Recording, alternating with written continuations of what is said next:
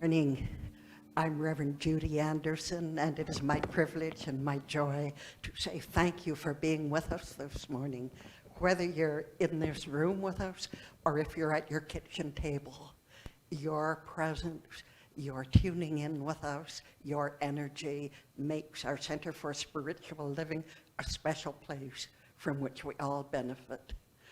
And as a little beginning, I want to mention something. Places of worship are required to masking and social distancing, and while we've been a little bit relaxed about it in the past, with the new variant, it gets pretty important. So just bear that in mind. You would feel terrible if you found that because you had not been wearing a mask and you discovered you had been exposed to it, that you endangered other people at your Center for Spiritual Living. So please join me in taking precautions. Get away from that and let's read our opening affirmation together. With an open heart, I enter into this experience called Christmas. I rejoice in it all. Friends, family, giving and receiving. Most of all, I acknowledge the gift of spirit as my innermost truth and make the choice to live the wonder of that gift. And so it is. And we're going to have a little bit of a special treat this morning. We're going to relight the candles that we lit during our candlelight service on Friday evening. So Diane and Donna, will you come and do the honors and light the blue candle, which stands for joy.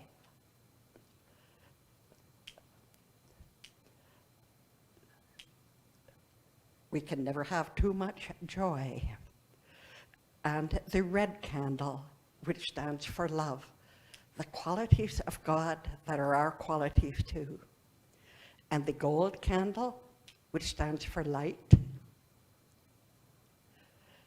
And the green candle, which is life, thinking in terms of springtime and green grass, a little ways away, but a quality of God is life. And silver, the quality of peace.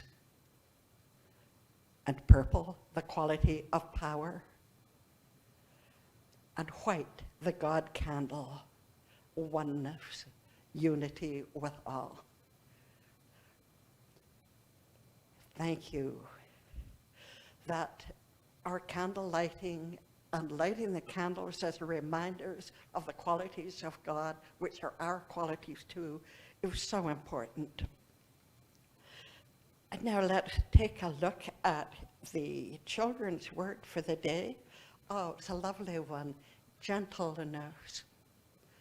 Imagine a young child, a 3 or 4-year-old, being given a kitten for Christmas.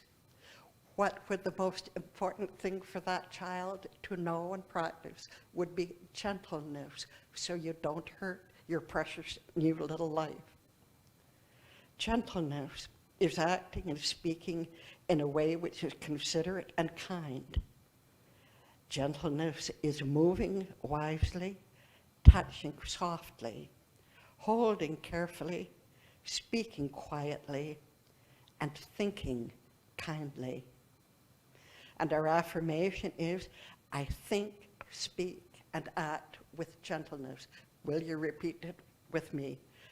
I think, speak, and act with gentleness. Thank you. And with that, I have the pleasure of introducing our speaker, my dear friend. I love her so much. Reverend Tress Phillips is going to be speaking to us, and her title is Through the Eyes of a Child. It's part of our Journey of Becoming, which is December's theme. So help me welcome Reverend Tress Phillips.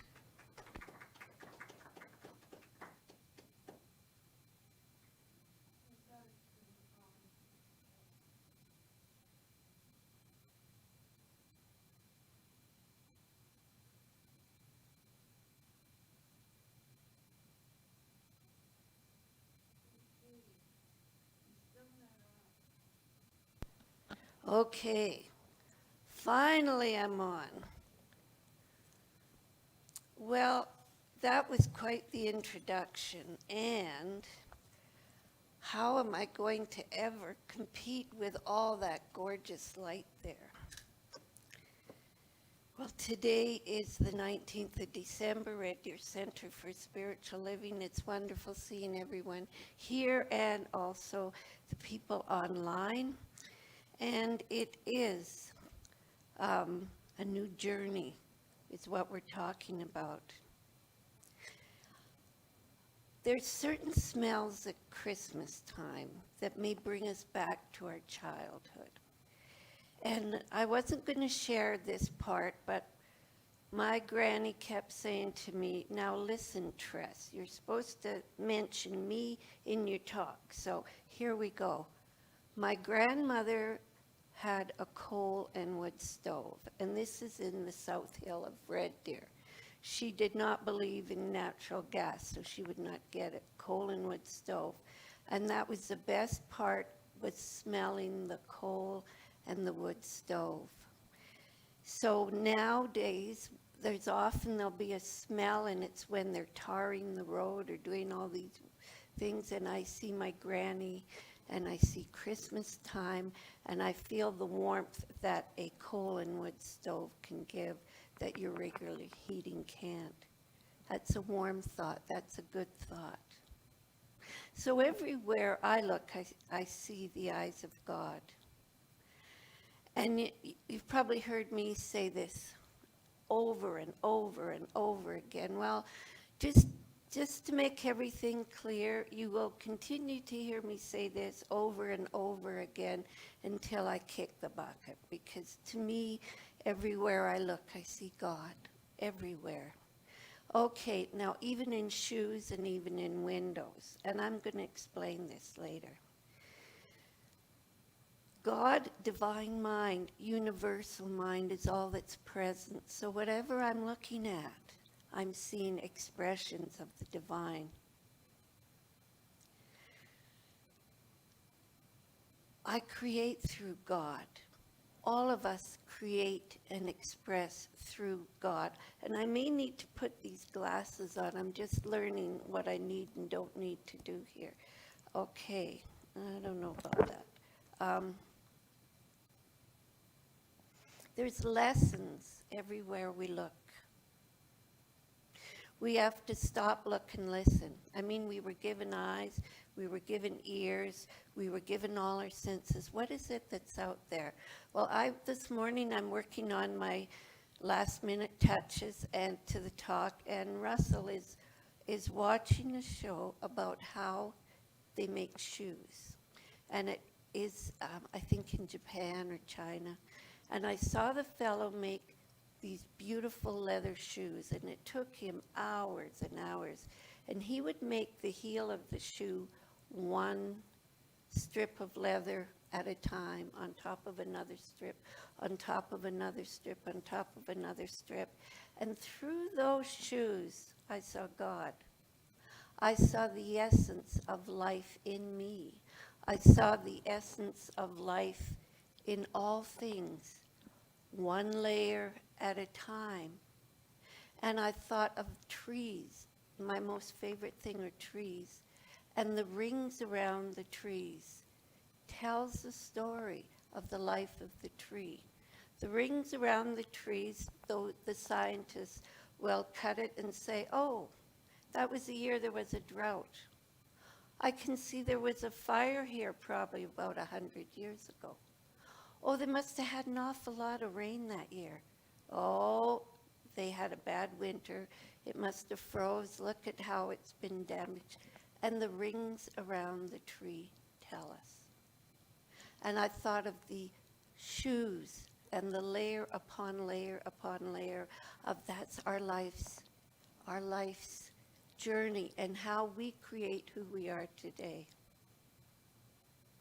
But part of that lesson, when I saw the shoes, I thought, yes, sometimes there's a layer that's not quite what we want.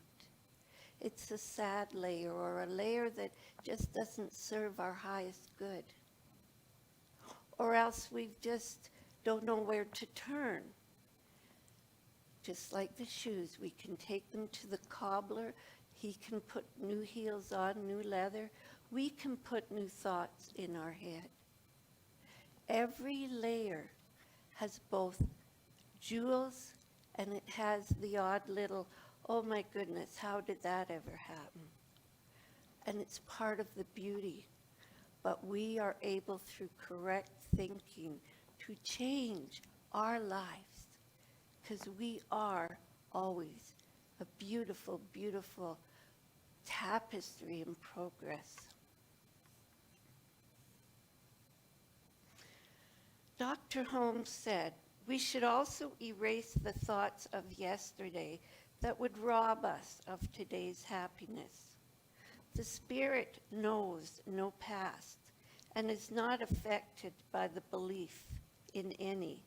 The past is swallowed up in the victory of a perfect present, which is filled with love and perfection. And that's in the Science of Mind book, page 245. So I want you to think of the words that Dr. Holmes spoke. And I want you to think of the trees. And close your eyes if you wish and envision a tree. It may be a pine tree, it may be a spruce tree, an evergreen tree for this time of year. And see the strength of that tree. Envision yourself decorating the tree, one piece at a time.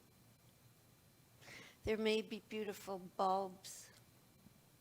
There may be beautiful lights, tinsel, maybe pictures of the grandchildren or pictures of the nativity or even memoirs of those who have made their transition. But this is our tree of life.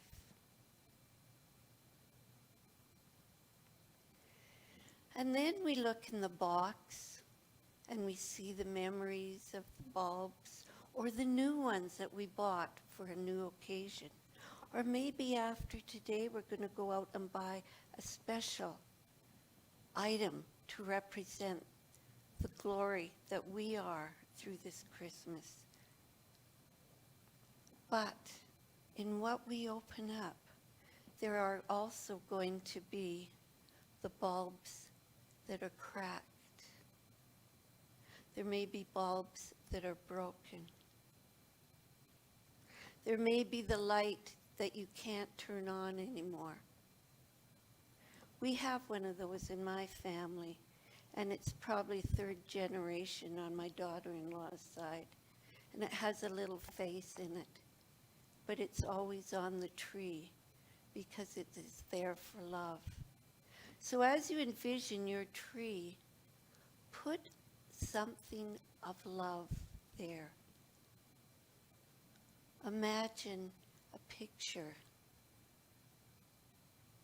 Or if you can even imagine a hug and what it would look like, just stick it on your tree.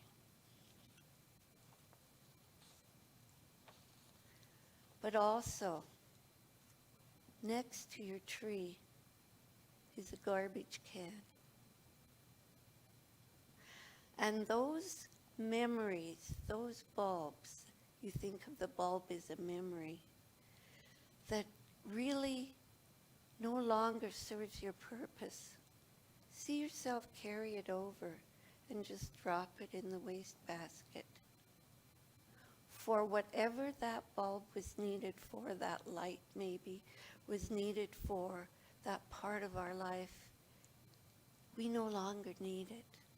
It's just another layer in the growth of our life, and we see ourselves just release it, let it go, and see the tree become more and more magnificent stronger and stronger and stronger. And realize that you are the creator of that tree. The divine mind is the divine creator. But everything you do, every bulb you put on, every memory you choose to remember, or the new memories you choose to make from this point on, that's the glory of who you are. So I ask you, let your light shine, your inner light, for you know what your hopes and dreams are. You know who you are, and you are still discovering. So when you see a tree this year, be it outside of a yard that's just gorgeous, or in a house, or ones that the birds are sitting in eating the berries, see the divine and see yourself and the beauty of your life. So let your light shine. And I now invite you to open your eyes.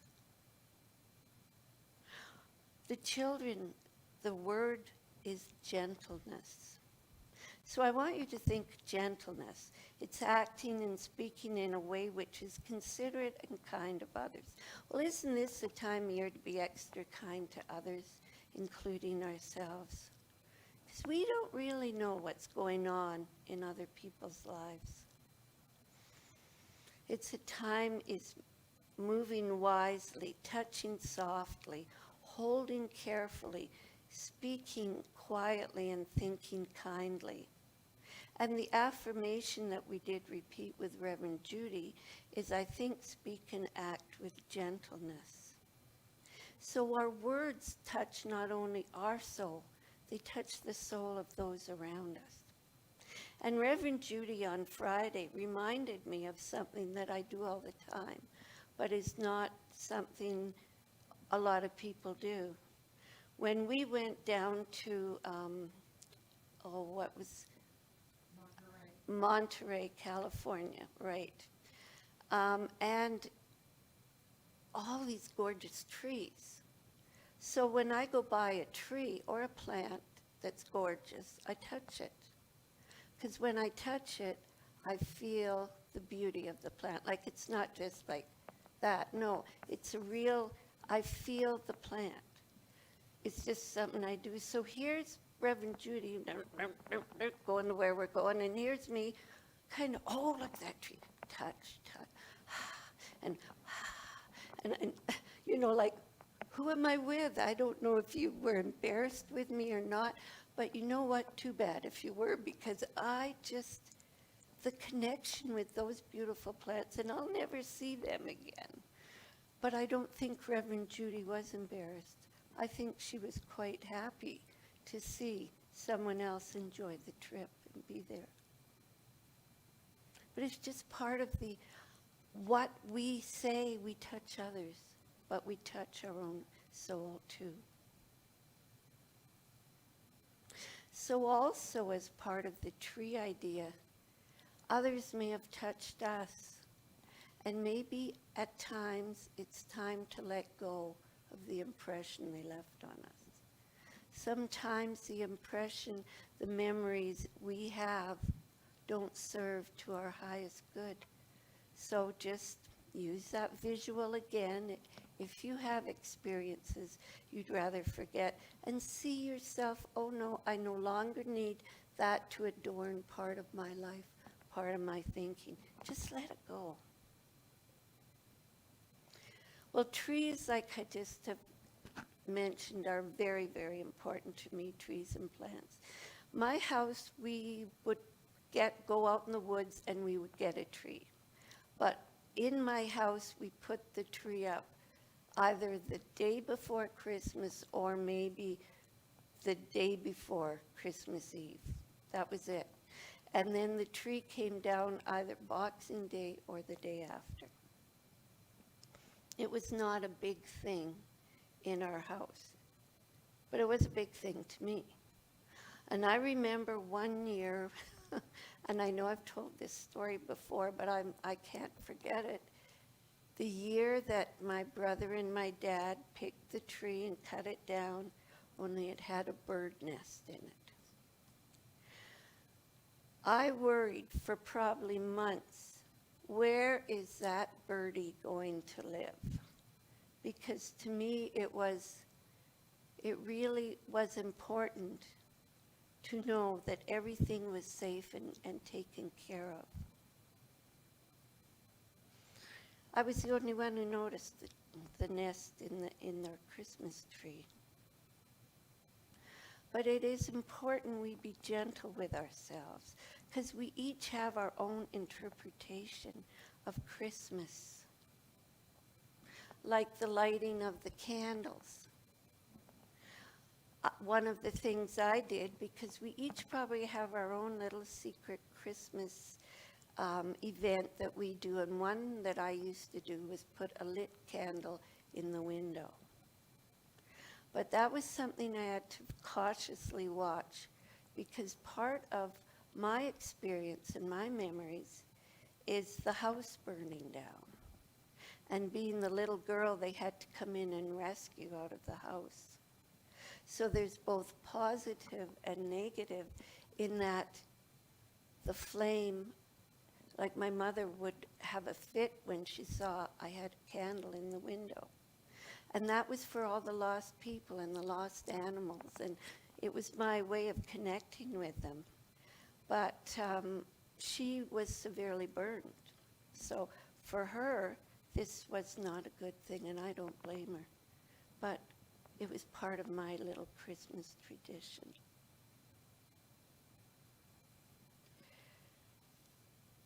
So in so many things, I notice a lot. And I write about it. And I think it's important that we really remember how great we are. And that we really put aside what others have said. I was always writing as a child, and I wrote my first book, if you want to call it a book, when I was probably in grade 2. And this is kind of I don't know, it is what it is. Part of my experience of school was being creative. And we're talking 1950s, 1960s. I was probably the only little girl in grade 2 who'd written a book. And I remember showing it to my principal because, I'd written a book, and it was about the little girl that fell down and broke her arm. I remember that. And my principal took a red pencil out of his pocket and drew lines down both sides. And he said, you didn't have any margins. You went over the margins. That was it.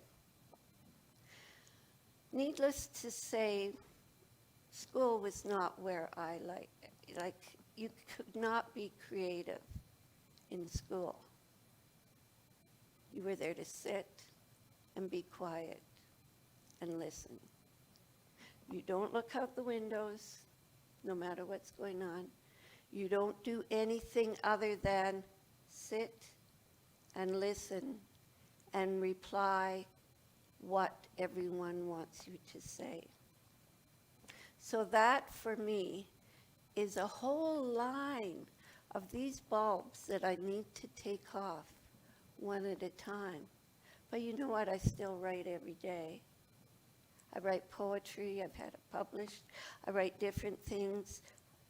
The creativity. Don't let anyone tell you that what you do isn't good. Well, they can tell you all they want, but you don't need to listen. You see, because your thoughts and your dreams aren't really yours. They're the creative mind in you. And it always amazes me that so many people are so talented, but they've never let other people see it. Star of Wonder, Star of Light. Because our today's suggested topic is about listening to the still small voice inside of us as it speaks.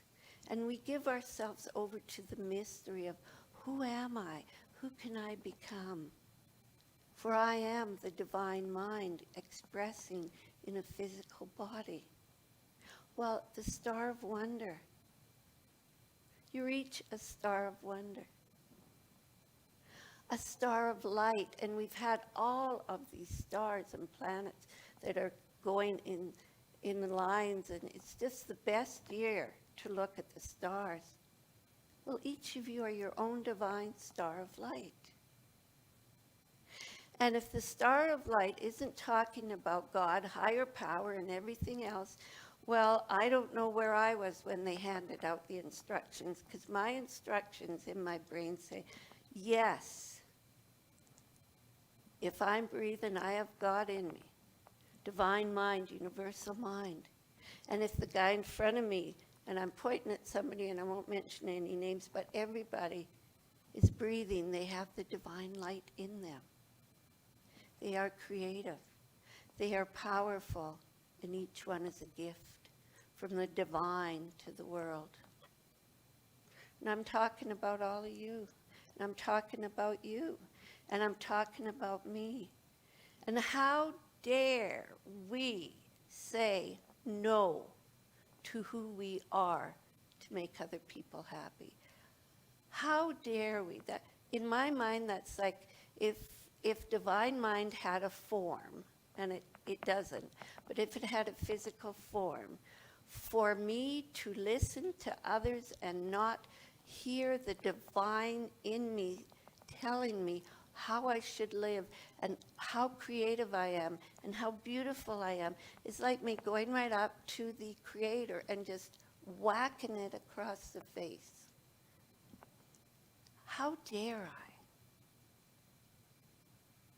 And yet, over and over again, part of life is, well, maybe not, the fear.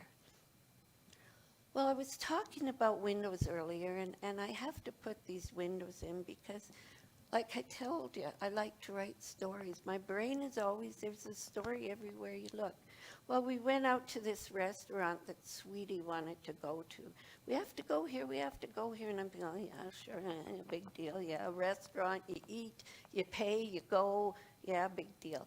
Well, this was a different restaurant, and this restaurant, a whole Sunday talk was written in my head, about 5 minutes in that restaurant, because part of the decorations in that restaurant are windows. They are old windows.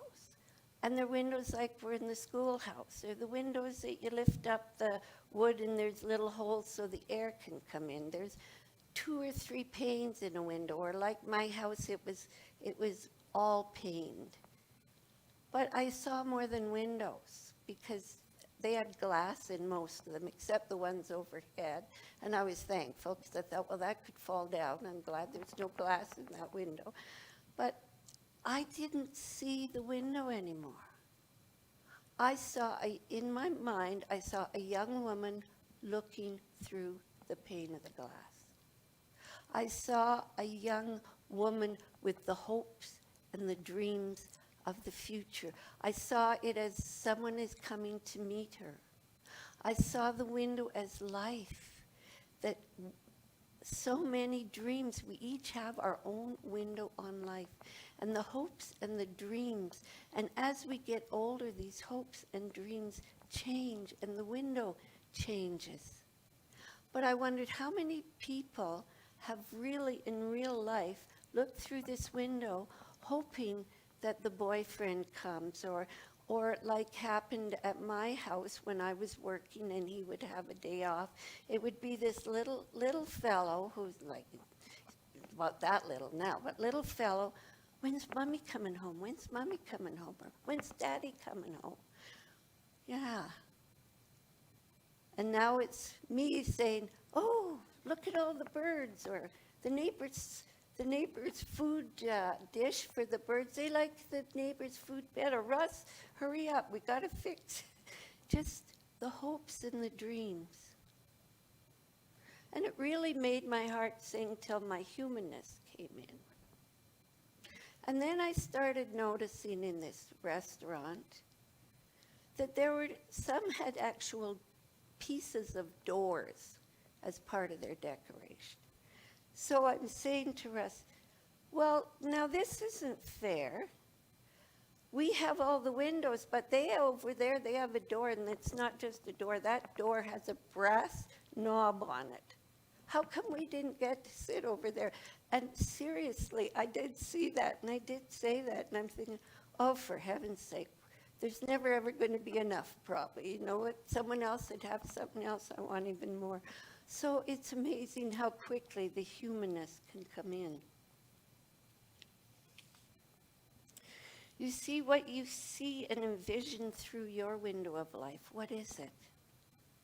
We are all surrounded by a mind or intelligence that knows everything, that the potential knowledge of all things exists in this mind, that the abstract essence of beauty, truth, and wisdom coexist in the mind of the universe, that we also coexist in it, and we draw from it.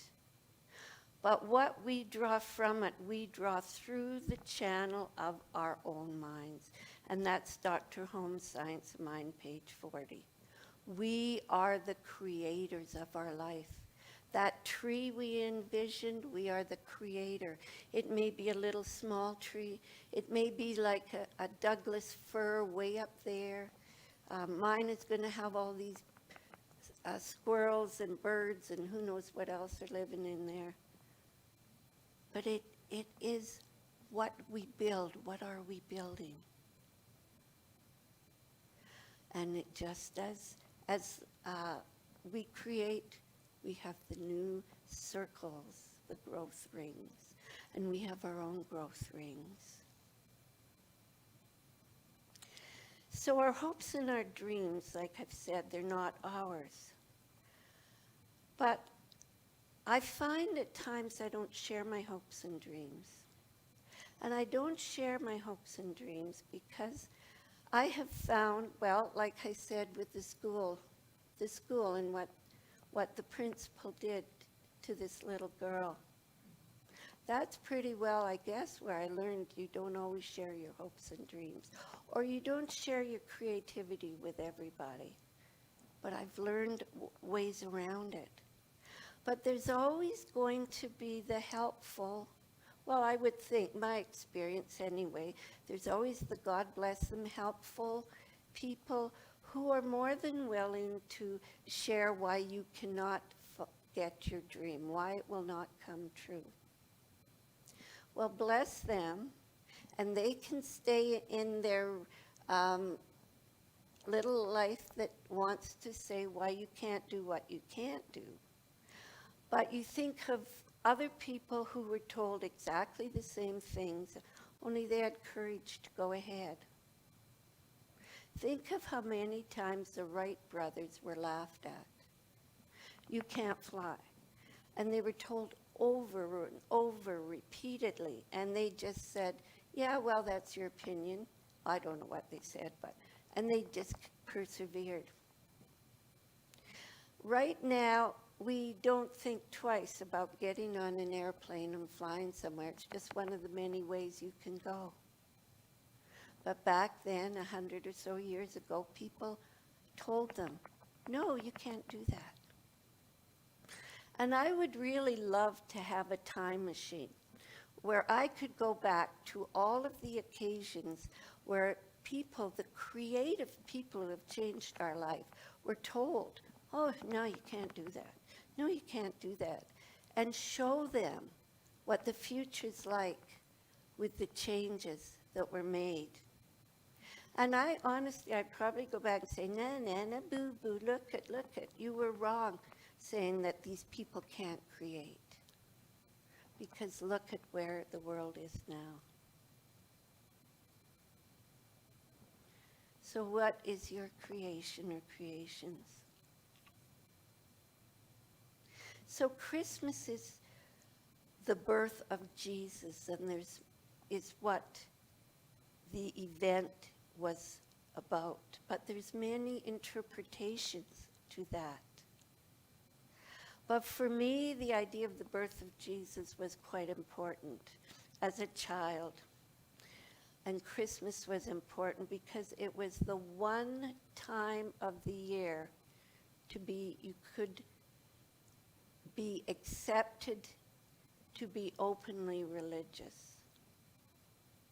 So that's important to me because for as long as I remember, and I remember way back to, probably a year old or a little later, and there's people, those that know, say, oh no, people don't remember back that far.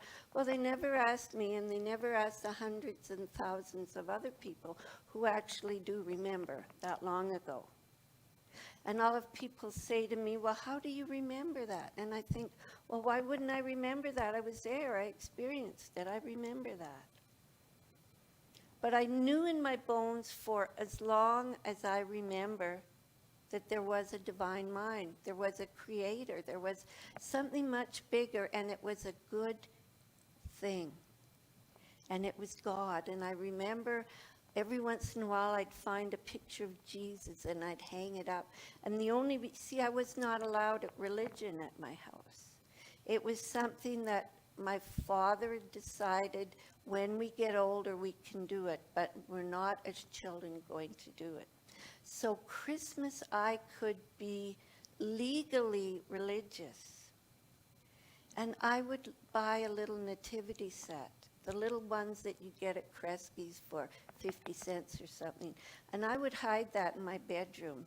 And when no one was looking, I would sneak it under the Christmas tree and have all these visions of Christmas and the light and the love of God and everything. And then I'd go hide it again. That's part of my Christmas.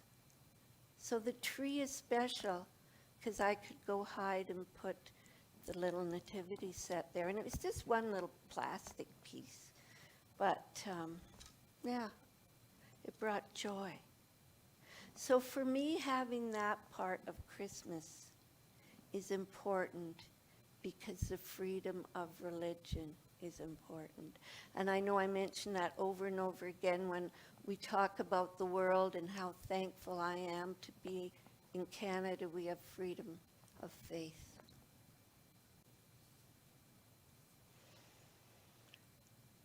So I invite you this Christmas to go through your hopes and dreams. And if you do not celebrate Christmas, there's no reason why you can't go through your hopes and dreams. And as I was writing this, I Googled. And I remember actually talking with one of the fellows I worked with, and we were talking about, he'd say, Tress, there's this new word out, because this was just when computers were coming on board. And it's Googled. You Googled something. I thought, oh, yeah, no, that'll never become a word. Well, everybody knows what Googled is, and Granny Googled this, and it is a Christmas letter from Ernest Holmes. So I would like to read this. Christmas is for remembrance. The love manifested through our gifts to each other typifies the offer of life and the givingness of spirit to its creations. The hands of the eternal are outstretched through our hands. So to me, that's the hands of the eternal, the divine mind, are outstretched through our hands. And we hug others. So just hug yourself and know that it is a divine hugging through you.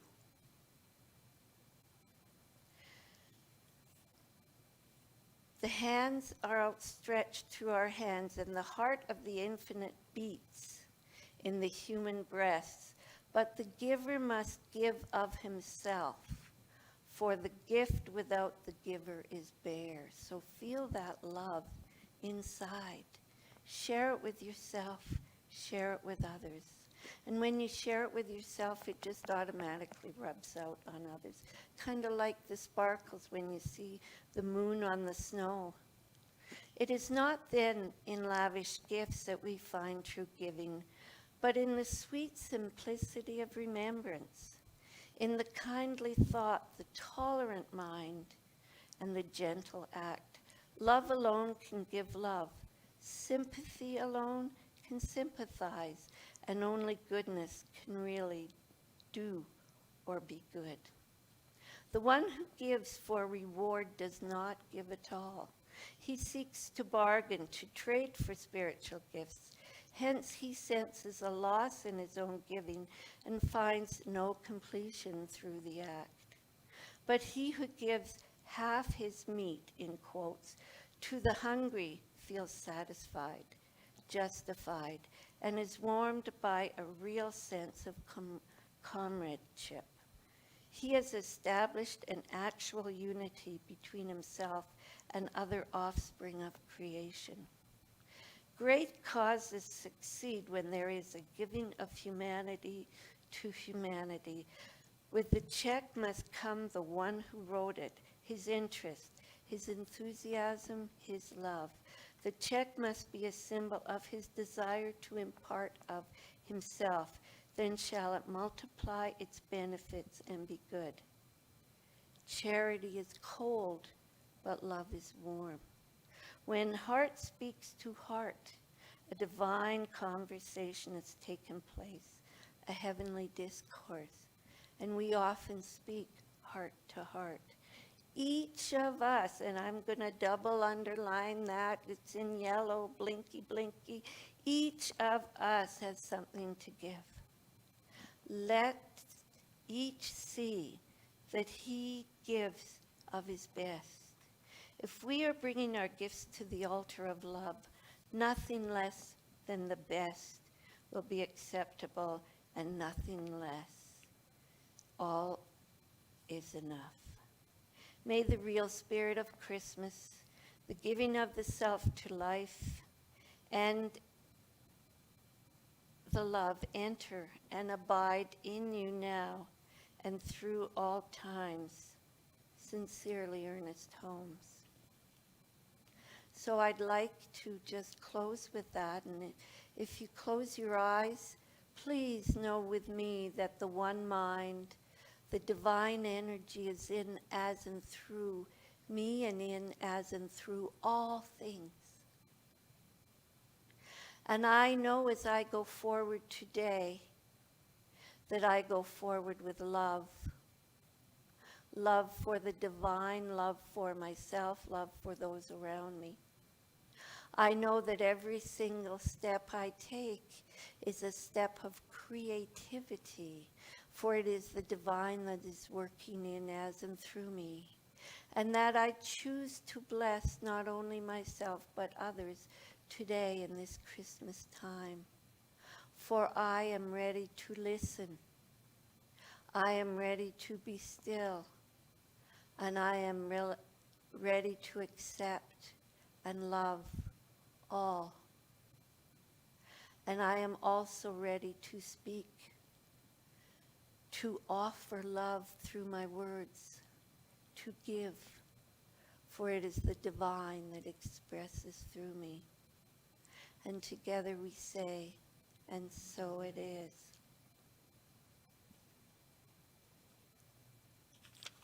And now for our closing. Will you please repeat with me our prosperity affirmation, which is on the green sheet? Today I live in gratitude, knowing that spirit is limitless and my experience of it is limitless. I give freely. I am open to a free flow of good to me, through me, and from me, and I feel truly blessed, and so it is. And if you wish, you may make a donation to our offertory, or if you wish, you may do it online. And I would actually, Reverend Judy, do you still have a mic with you? Do you still have a mic? I do. Would you like to come up and do a closing treatment? I would love to do that. Okay, and I will leave with my glasses, and I'll try and be quiet so I don't interrupt you with my mic on. Please join me in knowing the good of this day, the good of this life, the good of each one of us, because lodged within our own beings is the Christ light, the Christ Spirit.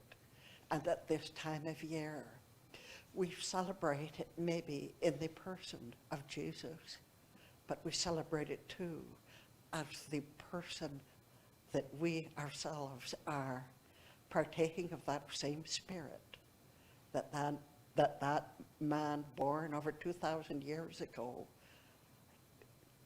came into this life with, that same Spirit, illuminating Jesus, illuminating you, illuminating me, illuminating us, to the extent that we permit our own lives to be seen, permitting our lights to shine, to do what is truly ours to do in this life experience. I give loving thanks, knowing that each of us discovers a deeper and more meaningful sense of this special holiday, that we choose to celebrate not just food and friends and family, but to celebrate all that this means, to celebrate ourselves and the spiritual beings that we are. I give loving thanks, knowing this truth, and so it is. So